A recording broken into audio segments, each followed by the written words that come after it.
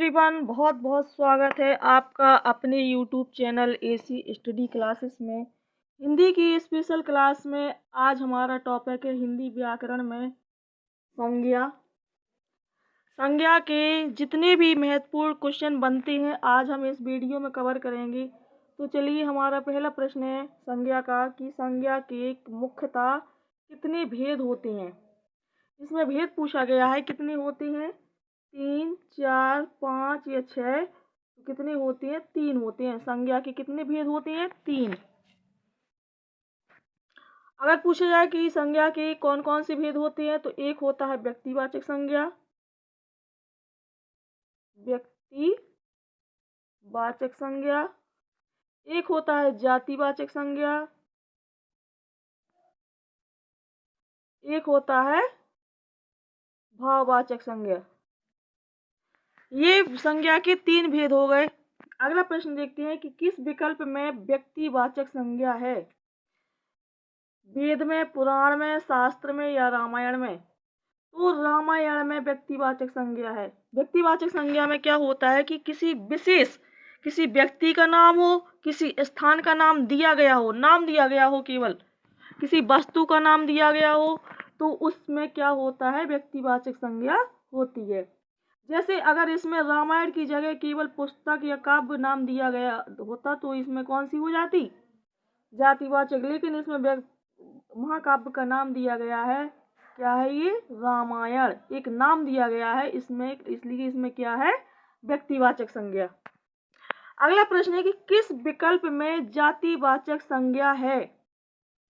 किसमें है, जातिवाचक संज्ञा में किसी एक जाति का बोध किया गया हो, चाहे वो पुरुष जाति, स्त्री जाति, मतलब किसी भी जाति का बोध किया गया हो, तो उसमें क्या होता है, जातिवाचक संज्ञा। जैसे बालक, सड़क, मंगलवार या किताब। तो इसमें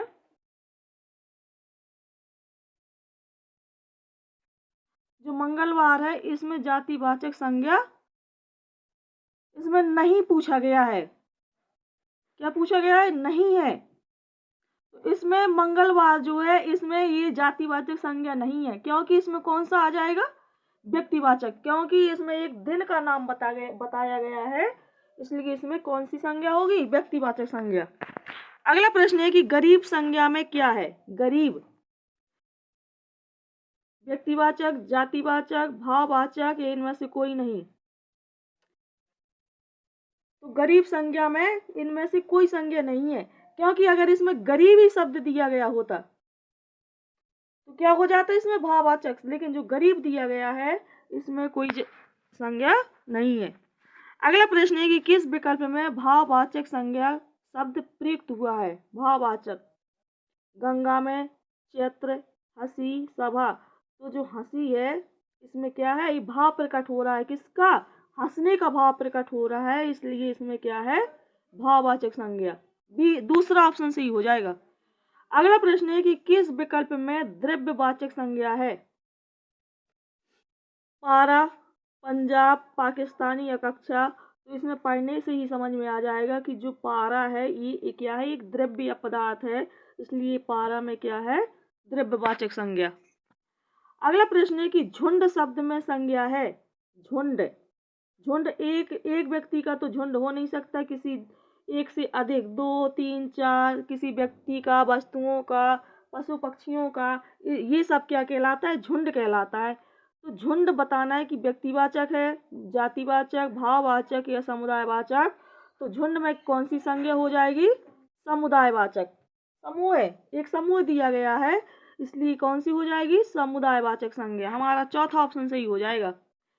अगला प्रश्न है कि चावल शब्द में संज्ञा है।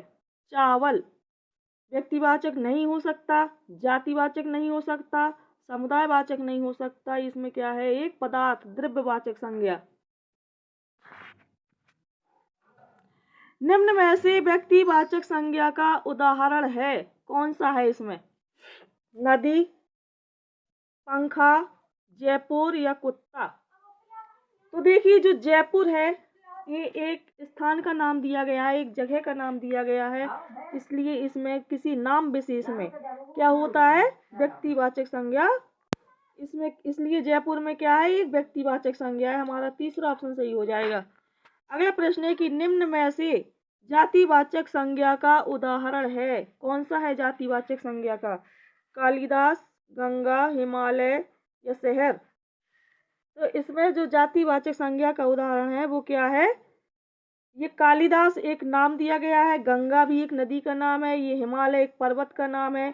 इसलिए इन तीनों में कौन सी संज्ञा हो जाएगी? इन तीनों में है व्यक्तिवाचक संज्ञा। लेकिन जो शहर शब्द दिया गया है, अब शहर में पता नहीं है कौन सा शहर है, तो इसलिए इसमें क्या है, एक जाति का नाम दिया गया है केवल, तो इसलिए इसमें जातिवाचक संज्ञा हो जाएगी।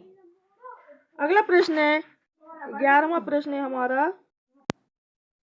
अगला प्रश्न है कि किस विकल्प में व्यक्तिवाचक संज्ञा है? इन चारों विकल्पों में से बताना है कि किस में व्यक्तिवाचक संज्ञा है। हिमालय, रामायण, कोटा सही हो जाएगा ये, क्योंकि जो अगले ऑप्शन दिए गए हैं कक्षा, गाय, तोता, ये गलत है। गांव, हिमालय, विद्यालय, शहर ये भी गलत है। सुख, मानवता, गौरव इसमें भाववाचक संज्ञा है। और इसमें क्या है, गांव, विद्यालय, शहर में जातिवाचक संज्ञा है। और कक्षा, गाय, तोता ये अलग अलग मिक्स दिया गया है। तो हमारा ये पहला ऑप्शन सही हो जाएगा, क्योंकि जो हिमालय, रामायण और कोटा ये एक स्थान विशेष का नाम दिया गया है, एक पर्वत का नाम दिया गया है, एक पुस्तक का नाम दिया गया है। इसलिए इसमें क्या हो जाएगा, व्यक्तिवाचक संज्ञा। अगला प्रश्न है कि किस विकल्प में जातिवाचक संज्ञा है? जातिवाचक हवा महल, राम कपिल, खेल, लाली हंसी, मनुष्य, पहाड़, पुस्तक, भारत, कालिदास, प्रयाग। तो हमारा ये तीसरा ऑप्शन सही हो जाएगा, क्योंकि मनुष्य, पहाड़ और पुस्तक ये क्या है, एक जाति का बोध करा रहे हैं, इसलिए इसमें क्या है, जातिवाचक संज्ञा। अगला प्रश्न देखते हैं कि निम्न में से भाववाचक संज्ञा का उदाहरण नहीं है। बताना है कि किस में भाववाचक संज्ञा का उदाहरण नहीं है। कौन सा? लालिमा ये भाववाचक है। मार और मोटापा ये सभी क्या है, इनमें भाव प्रकट हो रहे हैं। लेकिन जो हमारा दूसरा ऑप्शन है माँ, इसमें क्या है, ये भाववाचक संज्ञा उदाहरण नहीं है। अगला प्रश्न देखते हैं कि निम्न में से भाववाचक संज्ञा का एक उदाहरण है। इनमें बताना है कौन सा है। ये क्वेश्चन, ये जो राष्ट्रीयता शब्द दिया गया है ये एग्जाम में बहुत कई बार पूछा गया है। तो राष्ट्र, राष्ट्रीय ये गलत हो जाएंगे, जबकि राष्ट्र का अगर हम भाववाचक संज्ञा बनाएंगे तो राष्ट्रीयता हो जाएगा। क्या हो जाएगा? राष्ट्रीयता। इसलिए हमारा ये तीसरा ऑप्शन सही हो जाएगा। अगला प्रश्न है कि निम्न में से समुदायवाचक संज्ञा का उदाहरण है। कौन सा है समुदायवाचक संज्ञा का उदाहरण? आयोग, जत्था, सेना या उपर्युक्त सभी? तो समुदायवाचक का कौन सा सही हो जाएगा? ये सभी आंसर सही हो जाएगा इसमें। अगला प्रश्न है कि निम्न में से जातिवाचक संज्ञा का उदाहरण नहीं है। इसमें नहीं बताना है कि कौन सा नहीं है। बीमार, घोड़ा, बच्चा या राज्य? तो सही आंसर क्या हो जाएगा? बीमार। ये जातिवाचक संज्ञा का उदाहरण नहीं है। ये क्या है? एक भाववाचक संज्ञा का उदाहरण है। जबकि जो घोड़ा है, बच्चा है और राज्य है, जो राज्य है ये क्या है, एक जातिवाचक संज्ञा है। अगला प्रश्न है कि बुढ़ापा शब्द में कौन सी संज्ञा है। ये क्वेश्चन भी कई बार एग्जाम में रिपीट हुआ है, कई बार पूछा गया है कि बुढ़ापा शब्द में कौन सी संज्ञा है, व्यक्तिवाचक, जातिवाचक, भाववाचक या समुदायवाचक? तो इसमें कौन सी संज्ञा है? भाववाचक संज्ञा। हमारा ये तीसरा ऑप्शन सही हो जाएगा। अगला प्रश्न है कि होली शब्द में कौन सी संज्ञा है? होली जातिवाचक, व्यक्तिवाचक, भाववाचक या कोई नहीं? तो इसमें कौन सी संज्ञा है? व्यक्तिवाचक, क्योंकि एक त्योहार का नाम दिया गया है। अगर केवल त्योहार दिया होता तो वो जातिवाचक में पहुंच जाता, लेकिन इसमें एक त्योहार का नाम दिया गया। कौन सा त्योहार? होली का त्योहार। इसलिए इसमें क्या है, एक व्यक्तिवाचक संज्ञा। हमारा दूसरा ऑप्शन सही हो जाएगा। अगला प्रश्न है कि पंखा शब्द में कौन सी संज्ञा है? पंखा व्यक्तिवाचक संज्ञा, जातिवाचक संज्ञा, भाववाचक या उपर्युक्त सभी? तो पंखा शब्द में क्या है, एक जातिवाचक संज्ञा। अगला प्रश्न है कि लूट शब्द में कौन सी संज्ञा है? लूट में व्यक्तिवाचक, जातिवाचक, भाववाचक, द्रव्यवाचक। तो लूट शब्द में क्या है, ये भाववाचक संज्ञा। हमारा तीसरा ऑप्शन सही हो जाएगा। अगला प्रश्न है कि वीरत्व शब्द में कौन सी संज्ञा है। वीरत्व, वीर का अगर हम भाववाचक संज्ञा बनाएंगे तो ये क्या हो जाएगा, वीरत्व हो जाएगा। इसलिए इसमें क्या है, भाववाचक संज्ञा। तीसरा ऑप्शन सही हो जाएगा। अगला प्रश्न है कि शैव शब्द में कौन सी संज्ञा है। शैशव, शैशव पूछा गया है कि शैशव शब्द में कौन सी संज्ञा है। व्यक्तिवाचक, जातिवाचक या भाववाचक। तो शैशव शब्द में क्या है, ये भाववाचक संज्ञा, क्योंकि इसमें एक अवस्था का पता चल रहा है कि कौन सी अवस्था है, शैशवावस्था। इसलिए इसमें कौन सी संज्ञा हो जाएगी, भाववाचक संज्ञा। अगला प्रश्न है कि शिशु से बना भाववाचक संज्ञा शब्द। अभी हमने बताया था कि शिशु से वो कौन सा शब्द बना था, शैशव बना था। इसलिए इसमें भी शिशु से बना, अगर भाववाचक बनाएंगे शिशु से तो क्या बनेगा, शैशव बनेगा। शिशु का भाववाचक बनाएंगे तो क्या बन जाएगा, शैशव। यानी हमारा ये दूसरा ऑप्शन सही हो जाएगा। अगला प्रश्न है कि राजस्थान के एकीकरण में सरदार का अहम योगदान है। सरदार शब्द में संज्ञा कौन सी है, सरदार। इसमें सरदार शब्द में संज्ञा पूछी गई है कि कौन सी है, व्यक्तिवाचक, समुदायवाचक, जातिवाचक, भाववाचक। तो सही आंसर हो जाएगा इसमें व्यक्तिवाचक संज्ञा। अगला प्रश्न है कि संसद शब्द में संज्ञा है। संसद, भाववाचक संज्ञा, व्यक्तिवाचक, कोई नहीं या जातिवाचक। तो संसद शब्द में कौन सी संज्ञा है, जातिवाचक संज्ञा। संसद शब्द में कौन सी संज्ञा हो जाएगी, जातिवाचक संज्ञा हो जाएगी। हमारा चौथा ऑप्शन सही हो जाएगा। अगला प्रश्न है कि संज्ञा से तात्पर्य है। संज्ञा से क्या तात्पर्य है, धर्म, नाम, स्वभाव, कर्म। संज्ञा से एक तात्पर्य होता है किसी का नाम। किसी व्यक्ति, वस्तु, स्थान के नाम को ही हम क्या कहते हैं, संज्ञा कहते हैं। अगला प्रश्न है कि श्रीमद् भागवत गीता भारत का एक पवित्र ग्रंथ है। भारत में कुल कितने संज्ञा पद हैं। अभी हमने बताया था कि संज्ञा पद कितने हैं, संज्ञा 3, जातिवाचक, व्यक्तिवाचक और भाववाचक। कितने हैं, 3। अगला प्रश्न है कि द्रव्यवाचक संज्ञा का उदाहरण है, कौन सा है। दल, पारा, गिरोह या ढेर। सही आंसर हो जाएगा हमारा पारा। दूसरा ऑप्शन सही हो जाएगा। जबकि जो दल है, गिरोह है और ढेर है, ये किस में आएगा, समुदायवाचक संज्ञा में। अगला प्रश्न है कि भाववाचक संज्ञा शब्द है, कौन सी है। क्रूर, दयावान, अज्ञानी या वीरत्व। तो वीरत्व में क्या है, भाववाचक संज्ञा।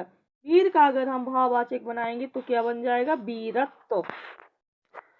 अगला प्रश्न है कक्षा में संज्ञा है। कक्षा में कौन सी संज्ञा है, जातिवाचक, व्यक्तिवाचक, द्रव्यवाचक या समुदायवाचक संज्ञा। तो सही आंसर हो जाएगा हमारा समुदायवाचक संज्ञा। कक्षा में कौन सी संज्ञा है, समुदायवाचक संज्ञा। अगला प्रश्न है कि यह मोहन की गाय है। यहाँ गाय शब्द में संज्ञा का कौन सा भेद है। गाय क्या है, एक विशेष पशु का नाम है। तो इसमें क्या आ जाएगा, व्यक्तिवाचक संज्ञा। हमारा ये दूसरा ऑप्शन सही हो जाएगा। अगला प्रश्न है कि पीतल शब्द है। पीतल समुदाय, व्यक्तिवाचक, भाववाचक, प्रयुक्त में से कोई नहीं। तो सही आंसर क्या हो जाएगा, कोई नहीं, क्योंकि जो पीतल है इसमें कौन सी संज्ञा है, द्रव्यवाचक संज्ञा। अगला प्रश्न है कि लूट शब्द में संज्ञा है।